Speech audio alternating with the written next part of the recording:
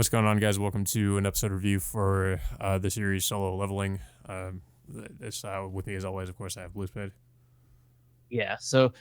Um, this of course is based off a South Korean web novel that was released back in I think it was back in early 2018, and they just recently finished up their last chapter like a couple of years ago. Um, but yeah, a lot of people apparently this has been a very popular web novel series that's been released since in South Korea. Uh, and of course, we finally got an anime adaptation for this. But as of right now, they said it's going to be at least 12 episodes for the season. Um, so, uh, I mean, like a lot, based on watching this, it does remind me a lot of a Sword Art Online. Well, I mean, basically, of course, the animator doing this is, of course, A1 Pictures, who animated Sword Art Online before.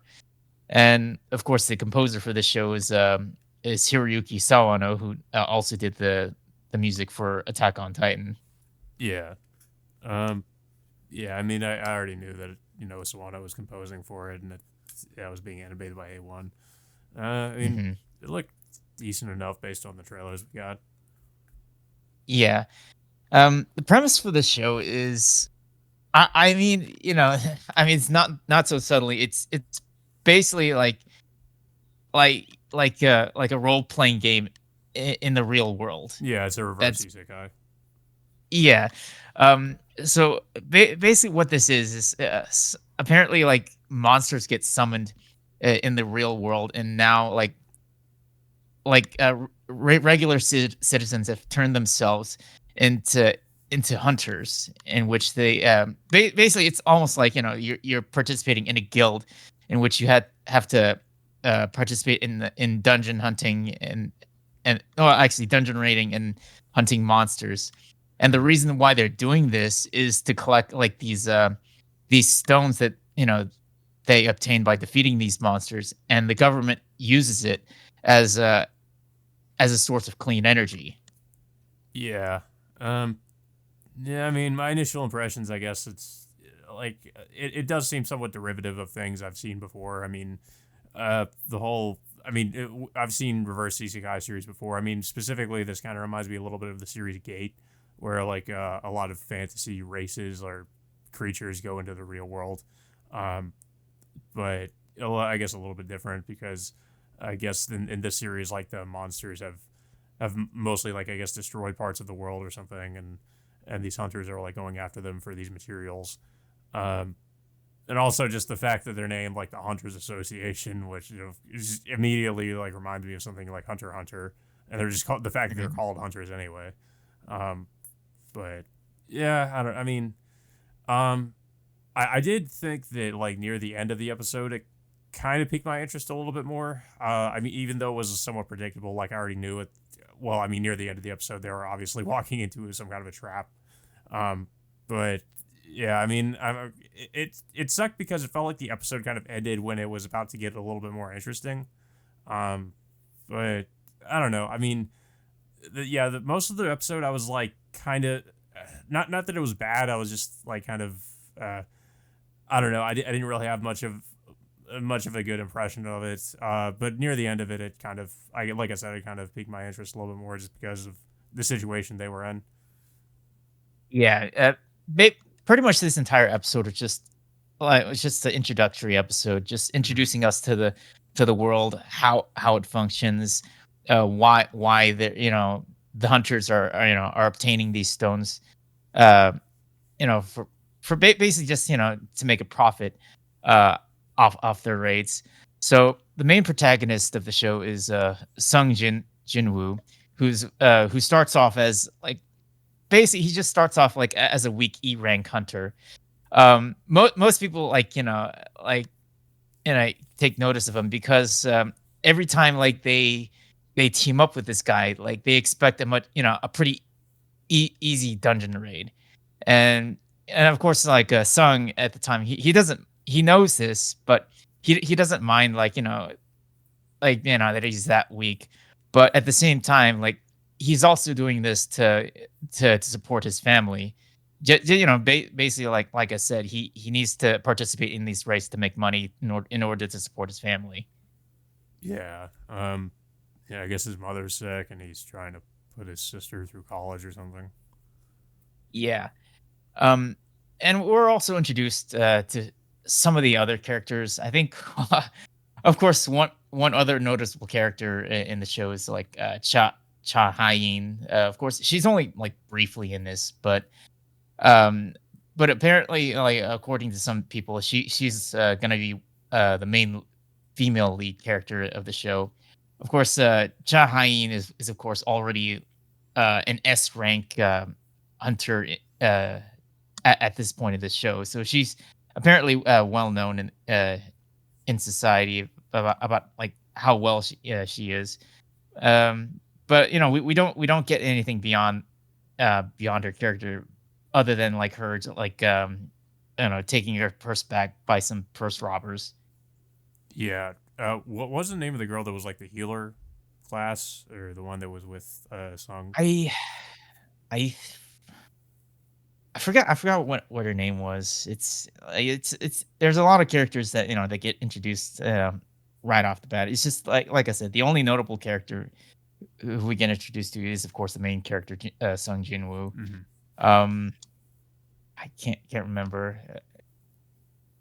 Yeah, sorry, I can't remember the female character's name, but of course she accompanies Sung during the dungeon raid, and of course, like Sung, due to his low ranking, he gets easily like taken down by these monsters. Particularly, I think it was a goblin that took him down. Just despite his his grievous injuries, like um, the healer accompanying him, like in pretty much almost instantaneously heals his wounds. Yeah. And I mean, we learned that apparently in the past he's usually getting himself hurt because of his low level, um, and he just comes back like beaten and battered because of him getting injured by or him getting hurt by either like low level creatures, I guess like goblins. Yeah.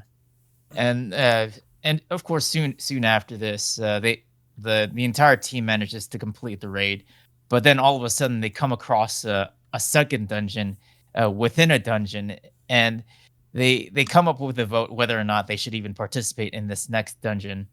Uh, like even though like they know it is going to be a much stronger dungeon than the one they were just in, so Sung becomes like the deciding vote on deciding whether or not that he should participate.